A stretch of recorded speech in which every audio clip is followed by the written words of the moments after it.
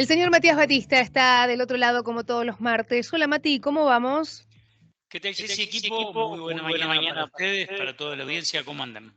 Muy bien. Bueno, en realidad basta de promesas. Basta de promesas, pero me parece interesante esto. Ayer ya Juan y lo adelantaba con algunas de las definiciones que dio el ministro de Economía en esta entrevista que brindó el domingo a la noche. Habló del impuesto país y prometió un sinfín de cambios el ministro Caputo, siempre y cuando mañana el Senado Nacional le dé el visto bueno a la ley bases. Está bien, me parece que es un poco una herramienta de presión, con una carta que juega desde el punto de vista político el ministro, me parece, bueno, una jugada de ese estilo. Lo cierto es que es interesante la posibilidad de la baja del impuesto país, pero tiene algunas implicancias. En primer lugar, el impuesto país para importaciones está en el 17,5% hoy y lo quiere bajar a 7,5%. Más o menos el dólar oficial está en 900 mangos, tenés un dólar importador de 1.053 con ese 17,5%. ¿Esto qué hace?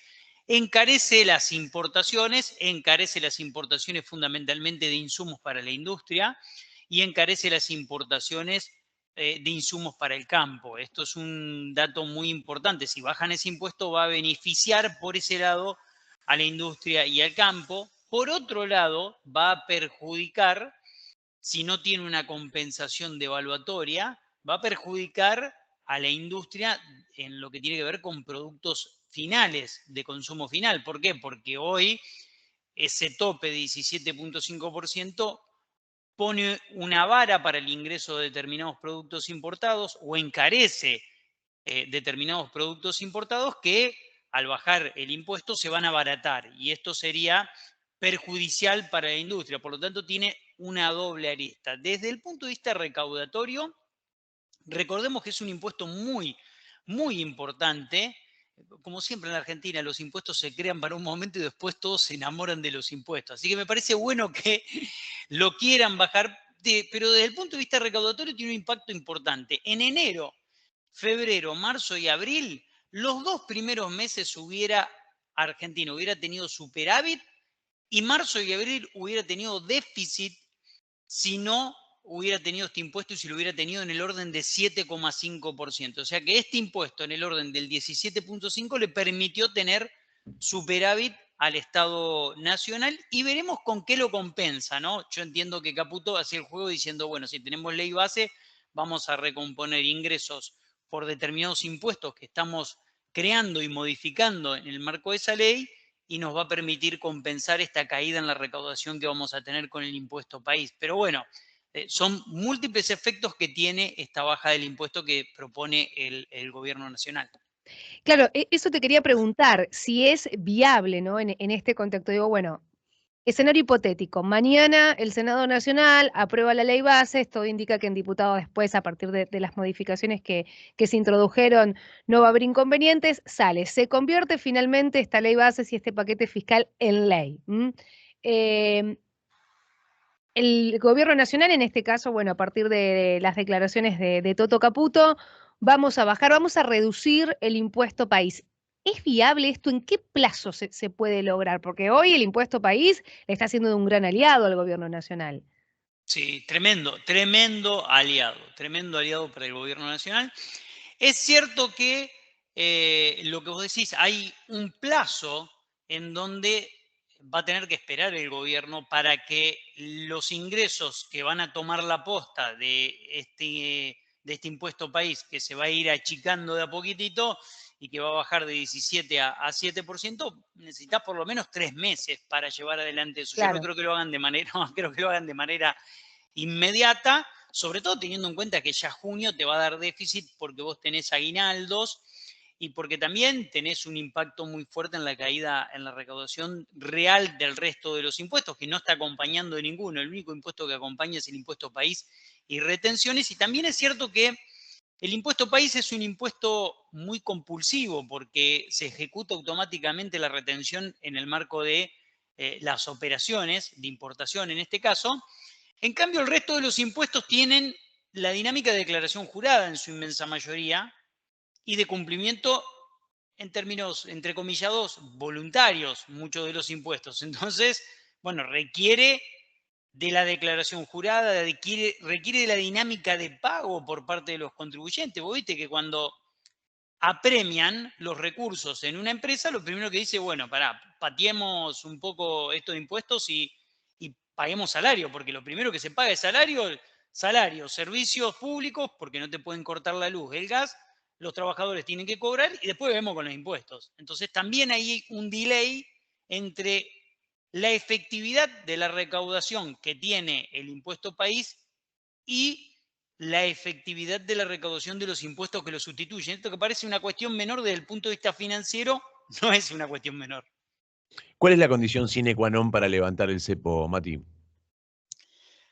Hoy, Juani, no se puede levantar el cepo, no están dadas las condiciones para que se den. Yo creo que el gobierno está buscando y peleando de la manera que puede para que el FMI le habilite algo de recursos para garantizar el levantamiento del cepo. Lo que pasa es que también hay un riesgo implícito muy grande. Yo digo, es una decisión que cuando se tome no hay vuelta atrás. Digamos, si vos sacás el cepo y después tenés que volver sobre tus pasos rápidamente, se finite, se terminó. No hay más vuelta atrás, Ahora, acabas de fracasar. es una cadena, ¿no? Porque decís, ¿cuál es una condición fundamental para generar esas condiciones de levantar el cepo de manera que no tengas ese inconveniente? Bueno, primero tenés impuestos país, no solo este importador que quiere bajar, sino el impuesto país para todo lo que tiene que ver con el dólar tarjeta, que está en el orden del 35 aproximadamente. Después tenés acumular dólares. Tenés que acumular una muy buena cantidad de dólares en el Ah, Banco Central. Vos hoy a eso no, iba. sí, no tenés espalda para acumular dólares con este tipo de Por cambio. eso te decía lo de la cadena, ¿no? Necesitas tener un respaldo de dólares importante. ¿Cómo tenés un respaldo de dólares importante? Modificando el tipo de cambio. Claro, entonces es un círculo vicioso que en algún momento, si realmente no hay buenas condiciones, es muy difícil que sea sostenible, salvo que aparezca alguna otra medida, que el gobierno tome alguna otra decisión y que, bueno, entremos en un juego de decisiones políticas que ya le hemos visto, de, bueno, tomemos esta decisión y veamos en un mes qué pasa, y después tomaremos otra, y después tomaremos otra, digo, algo que ya pasó también. Sí, estamos completamente de acuerdo. Yo creo que El mismo de que puso el cepo ha tenido ese tipo de salidas momentáneas y el problema se iba agrandando para después. Exacto, exacto. Hoy sos técnicamente cepo dependiente por el hecho de la recaudación, por el hecho de que no estás acumulando reservas, por el hecho de que tenés un volumen enorme, enorme de deuda que está llevando el central al Tesoro Nacional y como la está llevando el Tesoro Nacional, si vos levantás el cepo, probablemente ese núcleo de instituciones y personas que van compulsivamente al tesoro porque no tienen la posibilidad de acceder a los dólares de la manera en la que quieren o de la manera libre en la que quieren, por ahí después se te termina volando Es más, tenés, el tipo de cambio. tenés un gran ejemplo cercano, que es el gobierno de Macri, ¿no? El gobierno de Exacto, Macri saca el cepo y termina su gobierno con cepo de vuelta. ahí está, ahí Puesto por está. ellos mismos, Sí, digamos. es cierto. Sacaron el cepo, Sí, pero bueno, paralelamente tomó otras decisiones. Había un sistema de fuga terrible. fuga de capitales, sí. Y a partir de ahí, si vos no ponías el Mm. cepo en los últimos meses, Tuvieron que cerrar el grifo, era una porque sí. sangría que no llegabas directamente. El Exactamente. A gobierno ver, volvió a poner el cepo en aquel momento. exacto, exacto. Y no lo puso un año antes, en mayo del 2018, porque no quería perder la elección. Y La paso. para eso se endeudó, Exacto. porque ahí no había que ir al FMI, ahí había que resolver el tema. Ujú. Directamente había que resolverlo ahí. Hay un concepto desde el punto de vista económico que se llama la Trinidad de lo imposible, que es que vos tengas tasa de interés libre, libre ingreso y egreso de capitales y tipo de cambio estable. Estos tres pilares de política monetaria y cambiaria son imposibles de cumplir los tres al mismo tiempo, porque uno se te puede atrasar el dólar o se te puede devaluar el dólar. Lo mismo pasa con la tasa de interés cuando ingresan y egresan capitales. Por eso, la mayoría de los países del mundo, y esto nace de la famosa enfermedad holandesa, cuando descubre los yacimientos gasíferos y de petróleo, hay un ingreso muy fuerte de dólares y lo que hace es, el florín es la moneda de Holanda en ese momento, lo que hace es que se aprecia de manera muy fuerte y no exporta, se le caen las exportaciones, empieza a tener un déficit de la balanza comercial y empieza a tener múltiples problemas. Bueno, Argentina, si quiere salir del cepo, tiene que entender que se va a enfrentar a una situación muy compleja en ese sentido. Entonces, por eso